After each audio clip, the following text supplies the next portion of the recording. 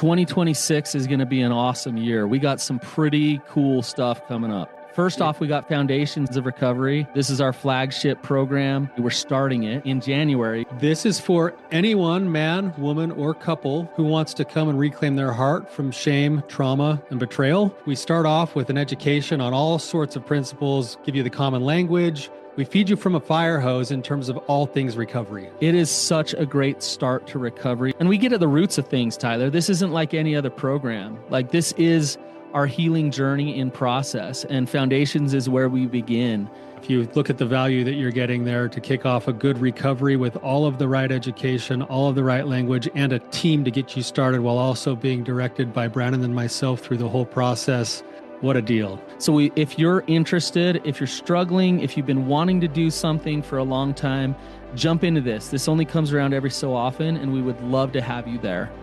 Click the link in the description to sign up for it. And to make it even sweeter, we're also including a raffle for a free pass to the Radiant Dawn retreat. Anyone who signs up for Foundations will be added to the raffle for that free Radiant Dawn pass. If you're a man and you sign up for Foundations, your name still gets entered, and you can give that pass away if you win it to any woman that you want to. So what you're saying, Tyler, is if you sign up and participate in Foundations, you could possibly go to Radiant Dawn for free? That's exactly what I'm saying, which is crazy because Foundations by itself is already an insane value. Man, I sound so salesy. But it actually is awesome. So come to Foundations. And even if you don't come to Foundations, sign up for Radiant Dawn. It's beyond therapy, the best healing experiences that you can have. Click the link below and come join us. What is one of the most important recovery tools?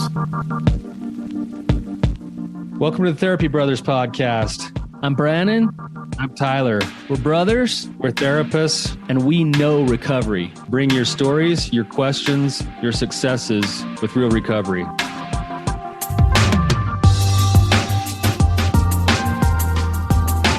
Hey, Tyler, you ready to have some hard conversations? Let's do it. Let the Therapy Brothers podcast begin. Brannon, good to see you, man. Hey, you too. How you doing? I'm doing good. How are you? Doing great. Can't wait to get into our topic today. It's one that we talk about probably more than almost anything else in my practice. Okay. That's because you do good work. So you hammer this one home. Yeah, no. Yeah, it'll be good. It'll be a good discussion, a good reminder for some people, and a really actually important topic for everybody who's working recovery. So it'll be a good one. Before we do that, got a couple of things we want to mention. One is just reviews. We gotten a couple of new reviews. We always appreciate reviews, so we're gonna just read one of them here. This is just a shout out to Shay. Shay was on episode 292, and it says, Shay, episode 292, amazing. I hope Shay sees this because her episode was so powerful for me. I feel like I was feeling everything that she was. I cried right along with her. I can tell she's truly trying to learn all that she can through these difficult things, especially being torn between wanting to be close to God, yet not trusting him because of feeling like he didn't have your back. Thank you both for such an emotional yet hopeful episode. And thank you for the review. Awesome. Yeah. Yeah, that's awesome. I love reviews that shout out to our callers, because our callers are courageous and deserve some recognition for coming on and being vulnerable, and their vulnerability shares with everybody else and helps everybody else. So shout out to all of our callers. I just so appreciate you guys. Amen. Well, should we dive in, Tyler? Yeah, we're going to talk about. Oh, go ahead. Yeah, before we dive in, we just want to continue to kind of keep it fresh. We just kind of barely posted this a couple of weeks ago, but we do have the Radiant Dawn open again. It's going to be April 11th through the April 14th, and if you're interested, you can find a lot of information, testimonials, everything you need for this experience at radiantdawn.org. radiantdawn.org. Head over there. That's where you can sign up and get in. So do it before it sells out. If you're listening to this now and you're thinking I should do that, then do it, because it will sell out and you'll miss your chance. Yep. It's awesome. Man, Tyler, you're a good promoter.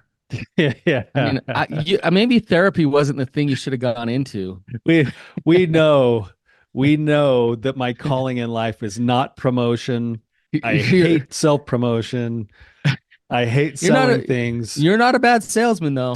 It's not, but the thing about what we do and the way that I found is that I found a line of work that I feel like is my life calling, and because I believe in it so much, it's actually not really hard to like then quote sell things because I believe in everything that we're doing here.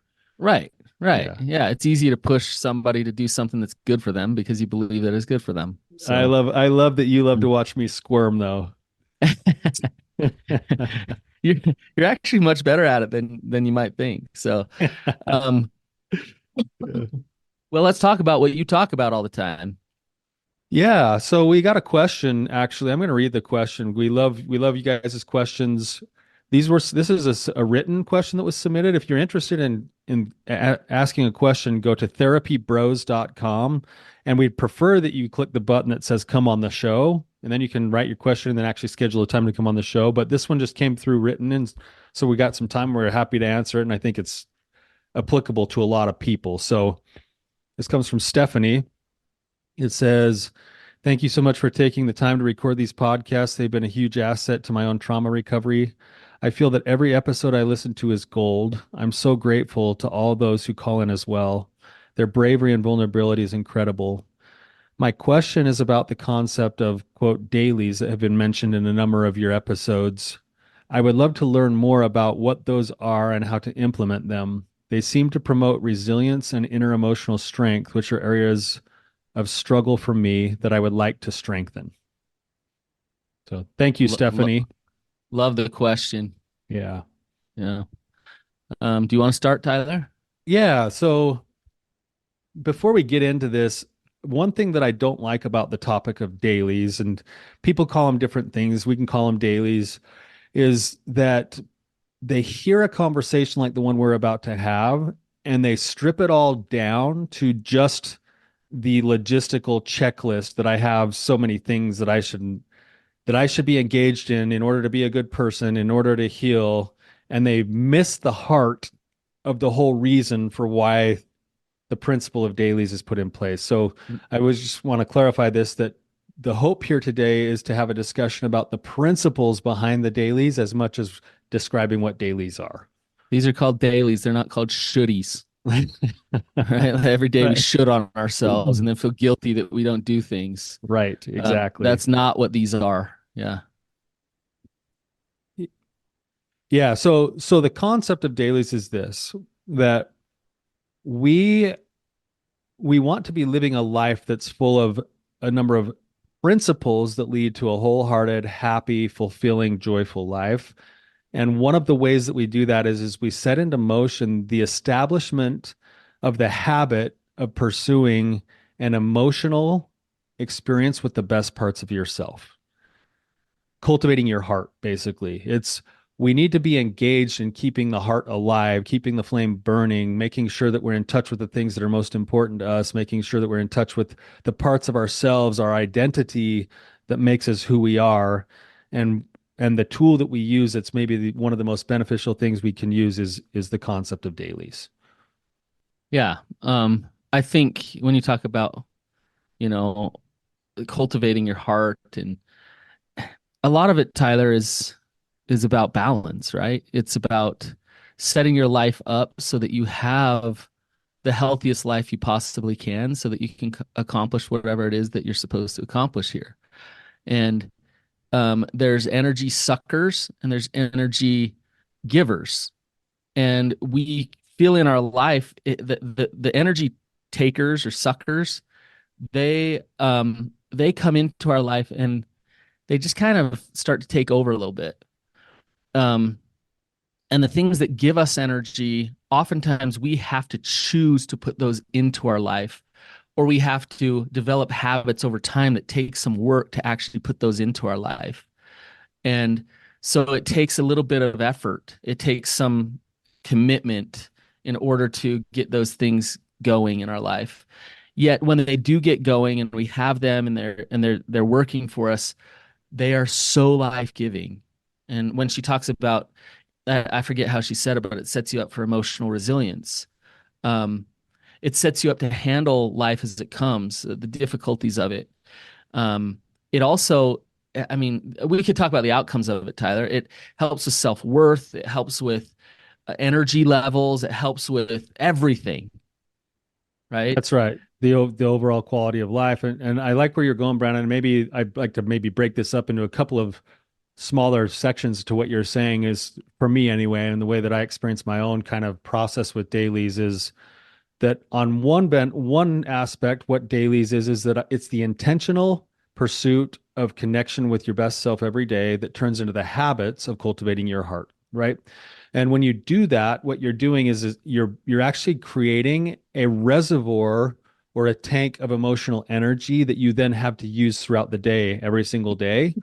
And if you have a full tank, no matter what comes along in your day, you have the energy to be able to deal with that. So you're less likely to be thrown off by, you know, getting in trouble with your boss or having your spouse criticize you or having one of your kids tell you that you're stupid or like whatever that is. If you have that emotional reserve, then you think more clearly, you can engage in a grounded, wise-minded way.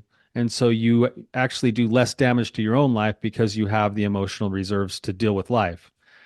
That's like the first benefit to dailies. To me, the bigger benefit to dailies is that every time I engage intentionally in something that matters to me or that reinforces who I am, dailies become a living, breathing way of affirming the truth of who I am. So it's like a behavioral affirmation that I'm doing every time I engage in a daily. I'm worth taking care of. My life is worth engaging in these things so that I can cultivate the best parts of myself.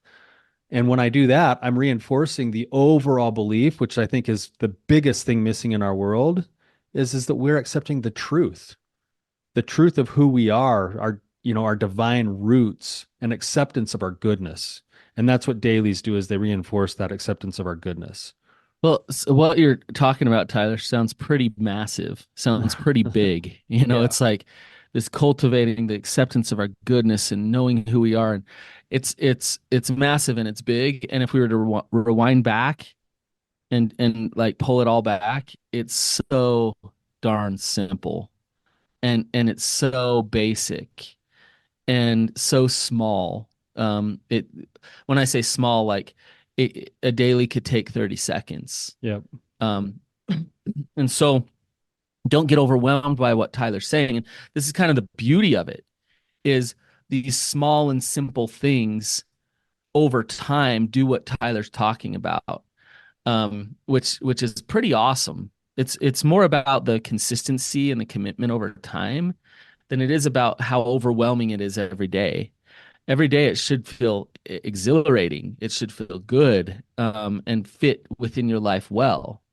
So, should we get into some specifics, Tyler? Kind of look Yeah. at them. Yeah, let's talk about some of the basics, that we use as kind of a principle that we teach. We'll go through that. Now, as we go through this, be thinking as you're listening of your own life and how the principles might apply to you specifically, because everybody finds different kinds of dailies that seem to work better or that seem to kind of scratch that itch a little bit better than other things do. So, we teach something called the daily charge. Mm-hmm. And this is, again, not just a checklist that if you check it off, then you're a good person and then you're all good. But these are areas of life that we know are beneficial for most people in just having an overall high quality of health and good life. Okay. Yep. So it's an acronym that we use. The first one is C, the daily charge You got is, this memorized? yeah, I've got it memorized, of Are course. you cheating? Are you got it pulled up there? Are you cheating? I do have it pulled up, but I have it memorized. I got it memorized. I don't know about you, Tyler, but I know. You better have it memorized. We talk about it all day, every day. all right. All right. Sorry to cut you off. Go ahead. The C. You're good. So the C is for connection. And the idea of this is that cultivating important relationships enriches our life and it culture's the support system that we need when things get hard for us. So Hmm. that could be done in a lot of different ways. And you can think as you're listening of a lot of different ways for connection. It could be going to dinner with a friend. It could be game nights. It could be a simple act of a thank you note to somebody or a nice text or a nice voicemail. There's a lot of different ways, but actively engaging in building your team and connecting with others is what the C connection is all about. Yeah, Tyler, how many times have you sat down with a client or heard in group, someone struggling emotionally, they're depressed or whatever, and then you ask them about their support system, and they're like, "Well, I don't really have anyone. I don't have any friends Right. that I really talk to. I'm not Hmm. close to my family, and so they're isolated and alone. And what do you know, on an emotional, spiritual, like many levels, they're struggling in their life, and then what happens, Tyler, when we talk about connection and we're like, well, hey, let's make a habit to like reach out, call some people, create connection. What happens a lot of times? I don't know what you're going for, but it's difficult for our clients to actually do that. And then Yeah, and then it takes time to actually establish the habit of cultivating the relationship. So people go out and they try and they're like, oh, I got rejected or it doesn't work or it's proof that I'm still alone. that's And yeah. yeah, That's I don't know. exactly what I'm going for, Tyler. Yeah. Like it's easy to say, okay, on my daily charge, I'm going to have connection. But when rubber meets the road and it's time to do that work, that's why like groups and things are so awesome because it creates an opportunity to do that connection piece. And whether it's sending a text message or which is a little less vulnerable, or a phone call or a Marco Polo or a thank you card or whatever, just checking in with your spouse and seeing where they're at. Connection can look like a lot of different things, but it's just getting outside of yourself, seeing that other people are there, loving them, connecting to them. It's acting with intention there. It's actually kind of a cool process to watch, Brandon. I'm thinking of a couple of my groups right now where just coming to group once a week is actually its own form of connection for a lot of people Uh-huh. because they just don't not many people willingly choose to put themselves in a situation like going to group, right? But then I noticed that the guys, excuse me, or the ladies that come to group that do the best, they use the group as the springboard for the principal. And then they end up getting into like an outside of group Marco Polo group with the people in their group, or then they start going to dinner after group once a week, or they end up doing a hike together, or they get together and do some other activity together, or go to a different training. And then that shared experience starts to grow. And eventually what they've got is they've got this connection that's more than just the reason they came to group. The group pulled them together. It gave them something common, but then they went and built new relationships off of that. And now the group itself is more rich and more vibrant because the relationships that they're developing come into the room. Yeah, it's And awesome. yeah, it's really cool when people do that. It seems to be one of the hardest things to get people to do though. Hmm. And it's weird because most of us are wired for attachment connection. Many people feel alone, isolated, lonely. And to do this work is really, really difficult, but it really pays dividends over the course of the long haul. Yep. Yep. It's one of the most important parts of recovery is connection. So, Yeah. um, can I do the next one Yeah. If you that, can that I remember have it. that I have off the top of my head Yeah. memorized right now? Yeah. So the H is hobbies, which I love this one, and this one's unique for anyone. Like Tyler was saying, you get to know yourself better. So hobbies are about fun. They're about adventure. They're about creativity. Um, and to take time, we get caught in just going to work, just taking care of the kids or whatever. Not that that's a bad thing, but how often do you stop and allow yourself to do the things that you truly love? So, I make it a point to try to go skiing or mountain biking as much as I can, especially with my kids, but also with my friends as well. Golfing, and I could go down the list. There's things that I absolutely love to do that are really important to me. And actually, are the best things for my mental health. Like they keep me alive in many ways. Yeah, I love the hobbies one. You know, some of these other ones that we're going to talk about, they actually feel more like work, even though they produce a really good outcome. Hobbies are what I would call more of like a savor of life kind of daily, that they actually like I can look forward to them and I really enjoy them even when I'm doing them, and they they they pay off really well emotionally for me too. The challenge to the hobbies one for a lot of people is, and I think a lot of people relate to this, is that when life starts to get busy and you get into the autopilot of going to work every day or then having to take your kids to soccer or whatever else, one of the easiest places to drop is in the hobbies area.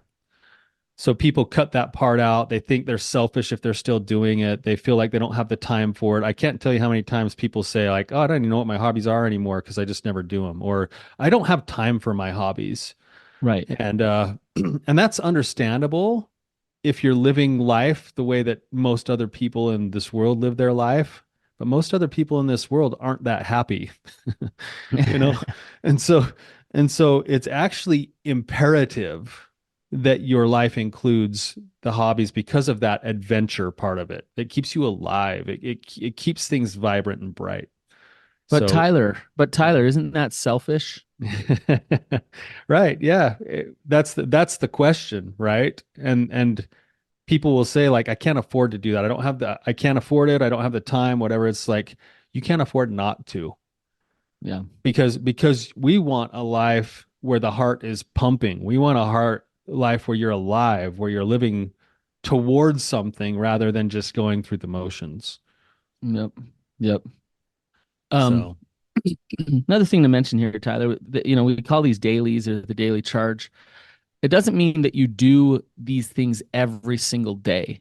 So sometimes your daily is a twice a week daily, where hey, I'm going to get out and ride my bike twice a week. Um, Now some of these dailies are daily; they're every single day, and you just set that. You set your system of what you want it to be, and you make sure that you do it when you set it. So um, I don't get out and golf every single day.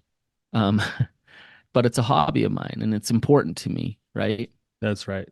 Yes. And that's why we don't want it to be this checklist of like, I did it all, I'm perfect today. It's more like, what do I need today? Like if I'm checking in with these areas of my life, then I'm going to naturally go, you know what? I need to do a little bit of this. Or I need to plan ahead and set up a day with my best friend to go up to his place and do some fishing in a couple weeks, or, you Yep. know, things like that. So that's a good thought, Brandon.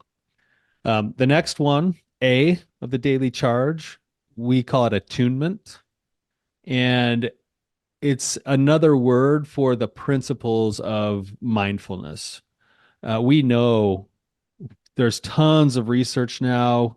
We know the benefits both, in our practice and also personally, how powerful and how beneficial the practice of mindfulness is.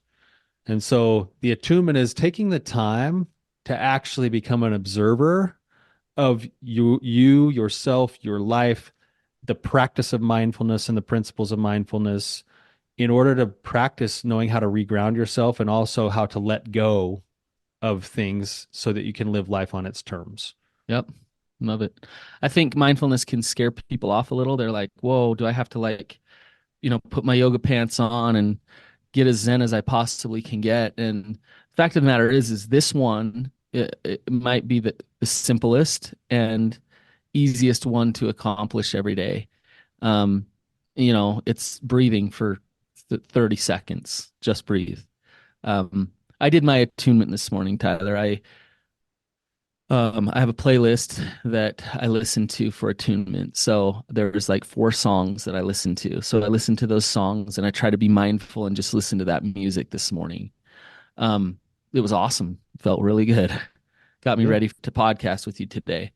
So it is so good for you and so easy to accomplish. So don't overthink the attunement piece. Yeah, there's always the formal kinds of mindfulness practice things like you said, Brandon, like yoga or certain kinds of breath work or Guided imagery or guided imagery, that kind of stuff. But as you learn the principles, anything can become a mindfulness practice with the right principles. And what that means is I become aware of what I'm aware of, and I let go of judgment and just let it be what it is. Yep. Yep. And so eating your next meal could be a mindfulness practice. Smelling a flower, you're noticing the clouds in the sky and noticing that you're noticing is also just the practice of attunement and mindfulness. Yeah. Yeah. Okay. Should we go on to the next one? Yep.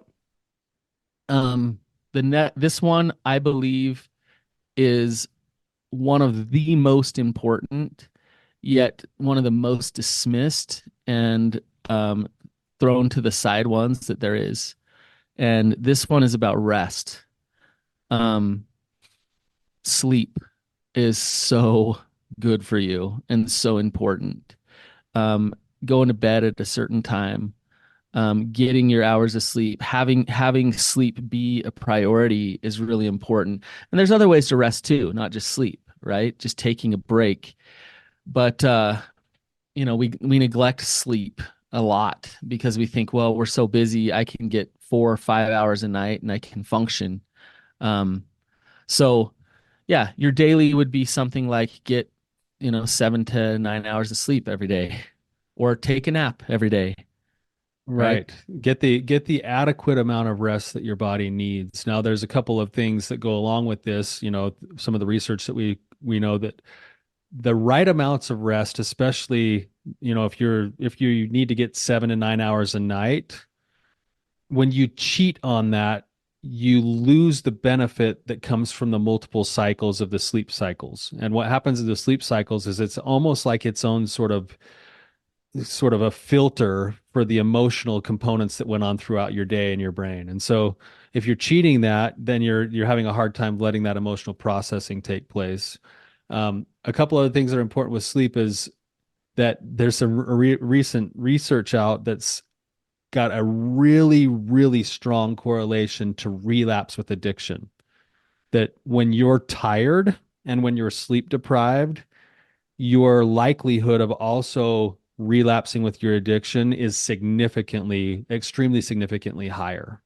So sometimes people feel like, man, I all I'm doing is wasting my time if I'm resting, when in reality it's extremely important. And that's also now being researched in other areas of life, like what are the effects on Alzheimer's and dementia and memory and a lot of other things. And so if there's one in my life that's been the biggest weakness of this daily charge we're talking about, it's this one, Brannon. Like, You don't have to tell me.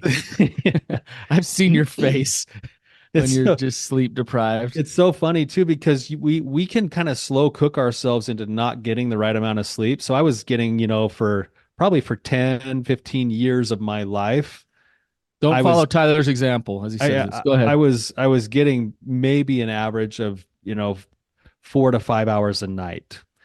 And then I would go to, like, I remember one time going to my job at the where the drug courts were in Idaho, and I was getting like this, work review with my boss, and my boss sat down and he went through all the feedback that they had for me, and he's like, you know what, we hear a lot of great things about what you're doing. The people love working with you. The people love the tools you give them. They love your personality. He said, but there's something that comes out all the time with almost every review we get on you.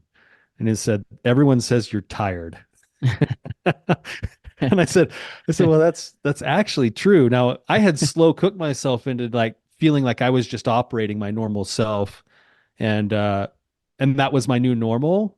Hmm. And then I had this period where I actually had to have a surgery, and I was able to get back to 8 hours of sleep. And after about 2 months of 8 hours of sleep, I could, I was dumbfounded at the difference that I had in my cognitive abilities, my ability Hmm. to remember things, my ability to engage with people, my energy levels. I had just slowly given all of that up for the sake of not sleeping, and didn't even know what I had given up. Yeah. Right. Yeah. Um, so, when we look at this daily, Tyler, maybe you got to look at your habits. How habitual is your sleeping? And then make some hard changes in order to get it back on track. Um, Another thing I want to mention here is a lot of times naps are judged. Um, as adults, we're not supposed to at 2 in the afternoon take a nap, right? We're supposed to sit at our computer and browse on the internet and think that we're being productive while we're in a sugar coma after lunch. Right. No, what I mean is like we're it's okay. It's a a power nap. Listen to the like what that is, a power nap. Take 15 minutes, take some rest and then get back on it at work. That's okay. So give yourself permission to rest. Um, and set up good habits. There's a book by Sean Stevenson called Sleep Smarter. It's probably the best book that talks about all the little habits that you can do to rest better. Yeah. Excellent. All right, moving on, Brandon, we're moving to G. G stands for God, the wrestle that we get to engage in with our higher power on a regular basis. And seeking connection with our higher power, just the seeking part of it actually helps us to kind of cultivate the kind of life that we want. The ability to recognize that we're not the center of the universe, that we can pursue something greater and bigger than ourselves. And then when we actually have that connection with God, it's also a source of where we begin to find, the truth about who our identity, what our real identity is again. I think, Tyler, this one's a tricky one. If there's a lot of feelings toward God that get in the way of wanting to connect to God and feeling like doing all of the same things that I've always done gets me the same results where I feel like crap. I feel about who I am and so this is not about that. It's not about forcing yourself to read your scriptures and pray if that's what you've always done and you haven't felt connection there. Not to say that reading your scriptures and praying is a bad thing, but this is about stopping, opening up to connecting to God however it's going to work for you. It's about being open to a God that loves you, not open to a God that's going to shame you, tell you what a piece of crap you are for the day, and send you on along your way. Um, so your daily when it comes to God might be different than what you think you should be doing. It might be sitting out in nature for 10 minutes every day. Um, you know what, Tyler, for me, with a God, believe it or not, one of my God dailies is Wim Hof. Yeah. Now you think about that, it's like that's physical. That like forces me to talk about attunement, but it forces me to connect to everything inside of me, my physicality, nature, just it gets me thinking about everything. So that's an example of one God daily that I have is Wim Hofing. Um, so yeah, so just don't, if you're thinking, if you're hearing this and you're like, well, I don't want to connect to God. Well, okay, then it sounds like you need to do some dailies on figuring out how to actually connect to God. Um, you know what I mean? Yeah, yeah, and that idea of I don't want to connect to God, a lot of people who we deal with on a daily basis feel the same way, right? And what we see is that those, even if they have a hard time with wherever they're at with the relationship with God, those who willingly submit themselves to the wrestle with a higher power, they just seem to do better. It's that they're cultivating that willingness, which is a softer heart, which allows them to be able to receive new things, new ideas. That willingness becomes really important. It doesn't matter if you want to or not. It's the willingness to engage in the wrestle itself. And to what you were saying, Brannon, in my work, this one's a really tricky one because so many people that we work with have been conditioned to take those daily things that you do, like the reading your scriptures or the prayer, and they've been conditioned to believe that if they don't do it, they're failing and they're not good, rather than why do you do those things in the first place? Yeah. You do those things because you believe that as you read your scriptures or as you pray, that you're having a chance to communicate with God in some way, or you're receiving some communication from God. And so you're choosing to engage in that for the sake of cultivating the relationship, not because you're a bad person if you don't. Yeah. Um, I quick story here. I had a client, you've probably heard this before. He had a daily that I have to read 3 chapters a day out of the scriptures. And he's like, I hated it. It was like I'd either not do it and feel bad about myself, or I'd do it, not get anything out of the reading because I was just trying to get to the end of that third chapter. It wasn't serving me at all. And so he said, so I switched my daily, and my daily is I open my scriptures every day and I keep them open until I feel like God said, I love you. Yep. And he's like, sometimes I'll open them and I'll read one word and I'll get that feeling. And it's like, hey, awesome daily today. Um, Yep. Sometimes I'll read 3 chapters, you know, but his daily is I want to open the scripture and feel God's love. I'm That's what I want pursuing. to. That's what I'm Yeah. pursuing. Yeah. And I know like for me personally, and this is something I recommend to people who kind of find themselves in the spot we're talking about, I encourage people to actually expand, like almost create a list of all of the ways that they have actually felt connection with their higher power in some way. Like you said, Wim Hof, nature, could be scriptures, prayer, music for me is a really, really big one. Nature is a big one. I know this one sounds weird, and we're going to get to this in a second, but exercise sometimes opens me up in ways that I feel like God can enter my heart and speak to me. I don't know why. It's something about the physical body breaking allows that to happen for me sometimes. Um, but now as I'm getting into my dailies, I don't have to be like, okay, I have to do these things today. It's like, what's going to be my best way to connect with God today? And Right. I'm now going to choose something from that list and engage in it towards that relationship rather than being compelled to it. Right. Yeah, exactly. Love it. Well, should we hit the last one? Last one. You just said it, but exercise. Pretty important, right? Exercise is this one that's like everybody knows you're going to hear this word during a discussion on dailies, and everybody blows it off because they've heard it so many times. And in my opinion, for my personal life, it might be the most important one on the list. Yeah, I mean, it's just how many research studies need to come out saying, exercise is as good as Prozac. You know, like if you're depressed, sad, whatever, like your mental health depends on activity and movement. And so, yes, we hear it all the time. Um, but and a lot of times I think we get overwhelmed. We feel like, well, I don't know if I can go lift a bunch of weights or run a bunch of miles. Like, just go for a little walk. Just move your body just a little bit. Go for a bike ride with your spouse or whatever. Like just move your body a little bit. Um, so yeah, Tyler, it's good for you in all the ways. Exactly. I mean, everyone talks about exercise in the terms of losing weight, and to me, that's almost secondary to everything else that it can do for us. It obviously helps the physical body to be healthier, and the physical body is tied to the emotional sense of self and to our brain. Um, exercise exercise is almost like taking your brain through the car wash.